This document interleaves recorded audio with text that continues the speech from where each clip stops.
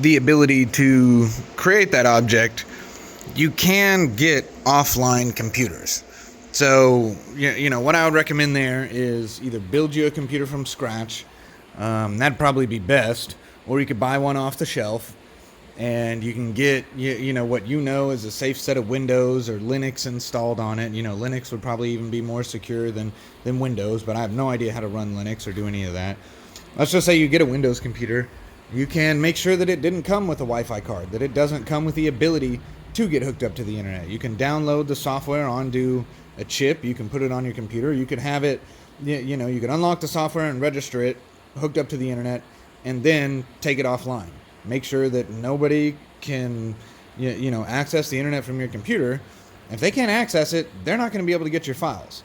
So make it on a computer that's not hooked up to the internet, and save that design file.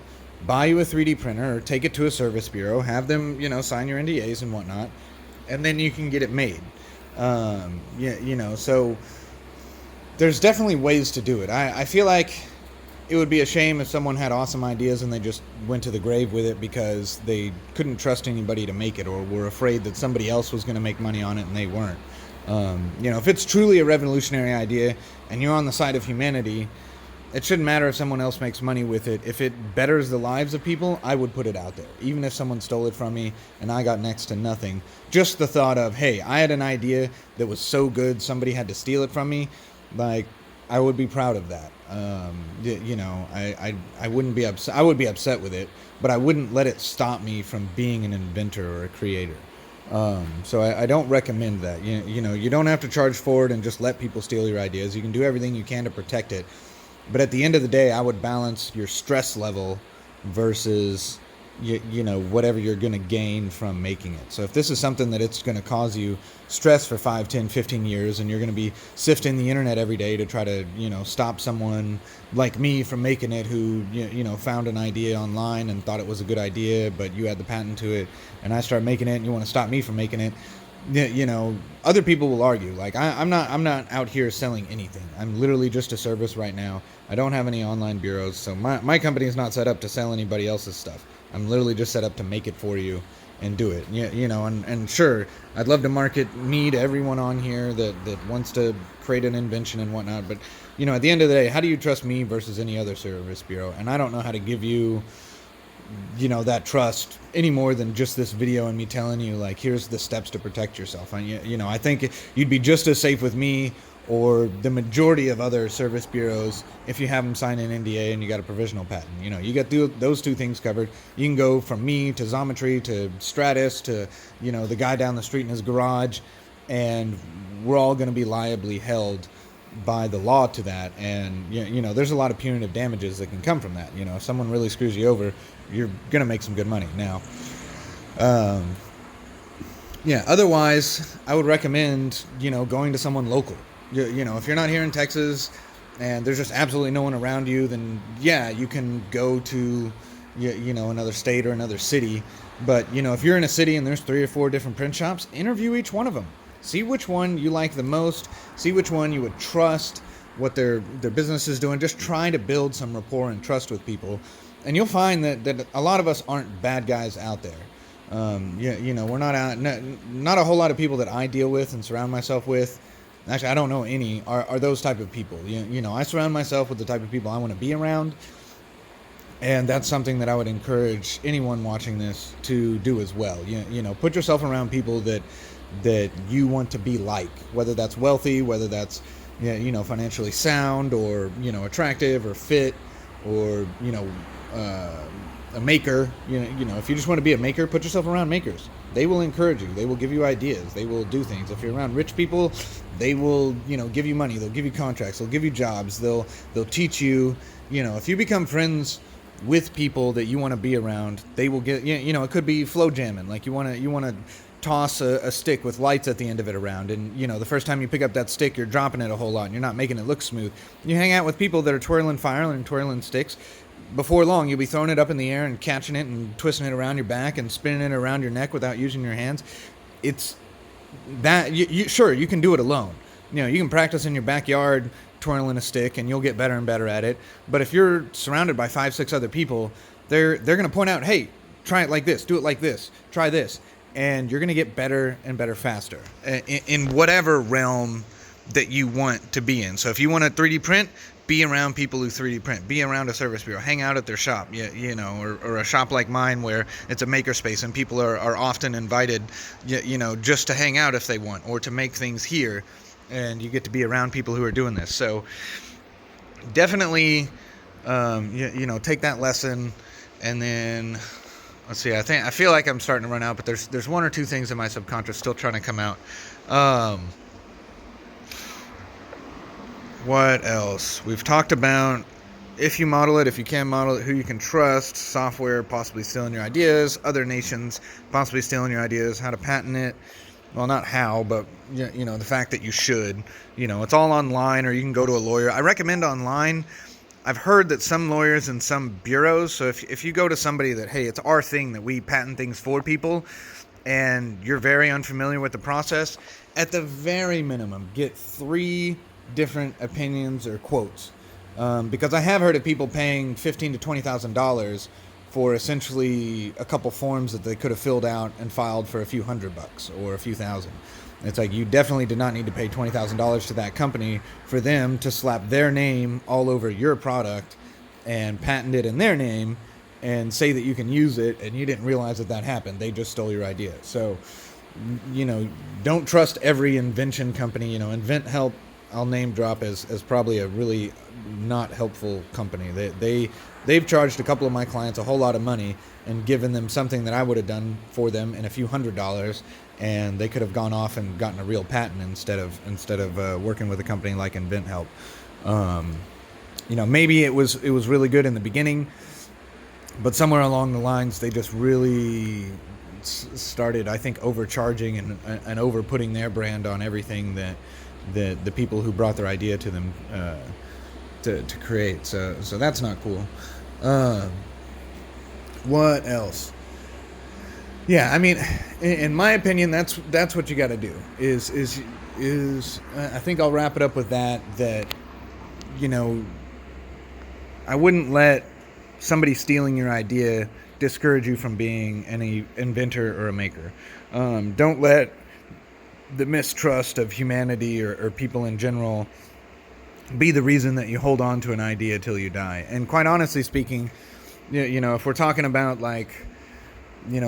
God or the ether or the universe or the overriding thing that we have no idea that connects us all as humans, and telepathy and all these weird mystical things, I do believe, because I've studied a handful of NLP and hypnosis and quantum mechanics and stuff, there is a deeper connection somewhere that kind of winds us all together. And from what I was presented on YouTube from some other people, that generally when one person has an idea, the fact that it is an idea is like an electromagnetic waveform, and it is now out there for humanity.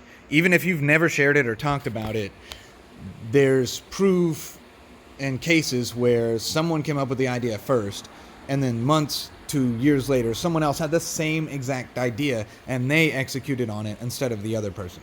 So if you've been holding on to an idea for 5 to 10 years, that's one of the reasons that I'm telling you to go check and see if someone else has come up with it. There are billions of us humans out there, and quite a few of us, if we were all put in a room together, look and talk the same, or have the same names and stuff like that. There's no reason that certain people may or may not have already come up with a good idea that you had too. You might be the second or third person to have the idea, and you weren't really the original novel thought bringer of it. But the fact that no one else has been around or said they had done it first gives you the advantage there. So someone else came up with it first, but then it popped into your head, so now you get to make it. So my advice would be, if you've got something and it's revolutionary, or it's even just a good idea, do it now. Figure out what you need to do. Don't procrastinate. Don't wait 2-3 years. Figure out the next step today or tomorrow. Don't wait next week. Do something this week. Make progress on it as in your free time, or make time for it as much as you can. Because there is a good chance that someone else might come up with the same idea. So if you want it, then make it. I wholeheartedly believe in that philosophy that we are connected in a greater way, and that our ideas, when created and are novel, are put out there, and that other people can snag onto them from their brain. And it's not a form of stealing it from you. It's just, I think, how humans work at a deeper level that we don't fully understand. And again, all this might as well be talking hoodoo, voodoo, and aliens. So completely disregard it, or take it as an interesting, thought that I have. I'm not presenting it as a fact. I'm not presenting that as it's going to happen. Just understand that, I think that if you got an idea and you don't do anything about it, there's a good possibility that somebody else might also come up with that idea. That's a simple concept to understand.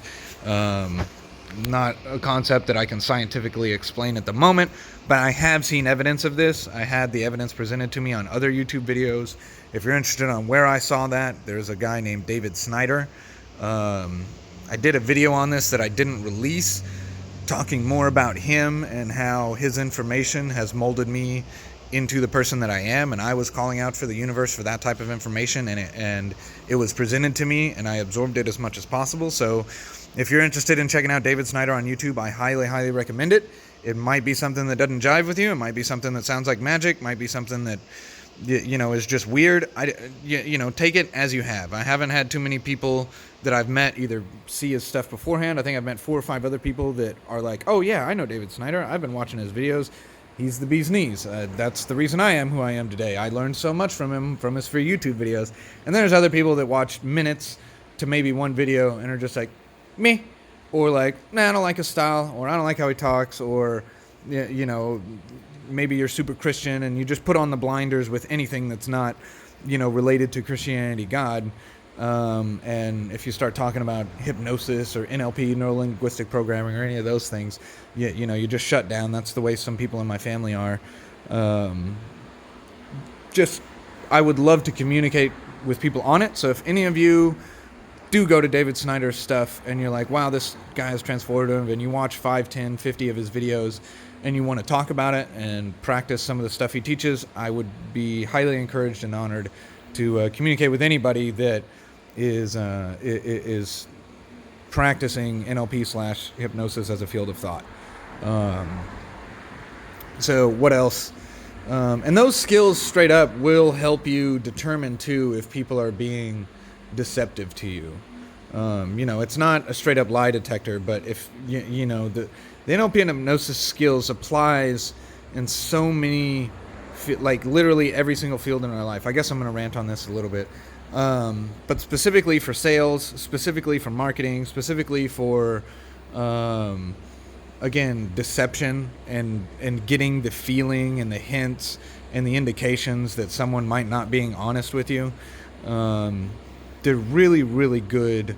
It's like learning a new language. It's like relearning English is the way I put it. Like, I've been speaking in a way my entire life, and through learning that information, I realized that some of my language patterns, some of the things I say over and over again, were not good for my psyche or my health, or like my end goal of what I want to be and become. And through learning those, I learned new language patterns and new, like, just understanding of how thoughts and electrons and quantum mechanics and stuff like that work that affect us. And that was able to better help me, not only in all those business related things, but in relationships with my girlfriend, with my family, with my brother and sister, with random strangers, empathy. Like, it applied everywhere for me, and I am extremely grateful that the universe provided that information to me. So that's pretty much my spiel on this, is if you've got an invention and what you can do with it and how to kind of protect it. I hope this was informative. I hope this was useful. Feel free to watch as many other videos on this as you can. I'm not, again, I'm no expert. Don't take any of this stuff as expert advice. I'm just a dude running a 3D print shop who's trying to help as many people as possible. Yeah, if you feel like watching this, you want to contact me and see if I can make your invention, I'd be happy to. I'll do whatever I can to make you feel safe and secure about it, legally obligate me to it. But that said, I do read NDAs, and I have had a couple NDAs sent to me that essentially would pigeonhole me into making me their, B word. And, I won't do that. I'll read an NDA and make sure that, and that's something to do too. If you ever get given an NDA, read the full thing. If something sounds confusing or sounds like you might be getting taken advantage of, take it to a lawyer. Feel free to edit it. All the NDAs that I've got that I had that I found some language in it that I didn't agree with, I contacted the party. I said, hey, this paragraph either shouldn't apply to me or is way too broad, or you're saying that, now by signing this, I can only do this for you and I can't work for anyone else for any job, period. You could wind up signing a piece of paper like that and then screwing up your entire company over it. Now, the chances of that are, I think, just about as good as the chances of someone, stealing your idea. I don't think it's a common thing, but it is common enough that we need to worry about it and protect from it. So look out for bad NDAs, but send your own out. Make sure that it protects both parties and blah blah blah. I hope you enjoyed this, guys. I enjoy giving these videos out. I hope they're informative. I hope that I can get an editor one day and make them more interesting. But I just felt like this was important. I felt like it would help more than just one person by me releasing this video, or groups of videos. I think what I'll do is do it in 2 parts, since my phone filled up on storage and the video stopped and I had to play another one. But thanks, guys. I enjoyed doing this, and your support and comments make me want to do more. Feel free to comment if you have an idea for a video that you want me to cover, or if you've got something that you're curious about. I would love to work with you on whatever I can do. Straight up, I'm just here to help the 3D printing community as much as possible. One of my one of the things that I live by now, that I did learn from David, and I think this was his thing, is, my goal now on Earth is to end as much human suffering as possible.